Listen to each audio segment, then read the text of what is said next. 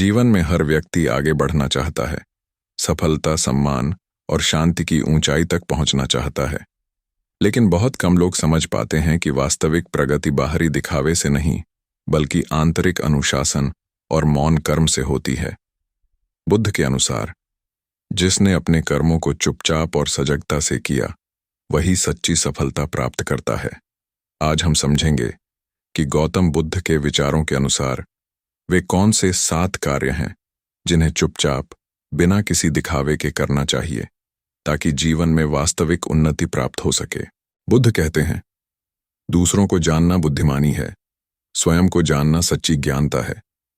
हर दिन कुछ क्षण ऐसे निकालिए जब आप केवल स्वयं से मिलें। अपने विचारों, व्यवहारों और प्रतिक्रियाओं को बिना निर्णय के देखें। यह कार्य आपको किसी को बताने की आवश्यकता नहीं है। जब आप आत्मनिरीक्षण करते हैं, तो आप अपने भीतर के दोष, असुरक्षाएं और इच्छाएं पहचानने लगते हैं। यहीं से विकास की शुरुआत होती है। जैसे एक माली रोज पौधे की जड़ों की जांच करता है, वैसे ही आपको अपने मन की जांच करनी चाहिए। चुपके से करने का कारण, जब आप आत्मनिरीक्षण को सार्वजनिक करते हैं तो यह प्रदर्शन बन जाता है, जबकि इसका सार भीतर की सच्चाई में है। तो ध्यान और मौन साधना, मेडिटेशन इन साइलेंस। बुद्ध ने कहा, मौन वह भाषा है जो आत्मा को सुनाई देती है। ध्यान कोई बाहरी क्रिया नहीं, बल्कि आत्मा की यात्रा है। सुबह या रात में कुछ समय केवल श्वास पर ध्यान केंद्रित करें। मन भटकेगा, पर धीरे धीरे वह शांत होगा। ध्यान आपको आंतरिक स्थिरता देता है, जो किसी भी प्रगति की नींव होती है। चुपके करने का कारण, ध्यान एक व्यक्तिगत साधना है।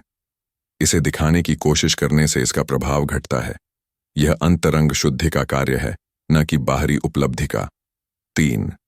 सेवा बिना नाम के, सेल्फलेस सर्विस। बुद्ध का जीवन ही करुणा का प्रतीक था। उन्होंने कहा, जिसने बिना किसी स्वार्थ के दूसरों की मदद की, वही सच्चा साधक है। कभी किसी भूखे को भोजन देना, किसी दुखी को सांत्वना देना या किसी को शिक्षा देना, ये सब कर्म चुपचाप कीजिए। नाम, शोहरत या धन्यवाद की अपेक्षा मत रखिए। चुपके करने का कारण, जब सेवा का उद्देश्य प्रसिद्ध बन जाता है, तो वह कर्म नहीं, व्यापार बन जाता है। बुद्धानुसार सच्ची सेवा वह है जिसे केवल आपका हृदय जानता हो। 4. ज्ञान अर्जन का अभ्यास, लर्निंग साइलेंटली। बुद्ध ने कहा था, ज्ञान वह दीपक है जो जीवन के अंधकार को मिटाता है। हर दिन कुछ नया सीखिए, चाहे एक श्लोक, एक विचार या एक पुस्तक का अध्याय। यह ज्ञान दूसरों को दिखाने के लिए नहीं, बल्कि स्वयं को प्रकाशित करने के लिए है। चुपचाप सीखना आपको अहंकार से बचाता है और मन को विनम्र बनाता है।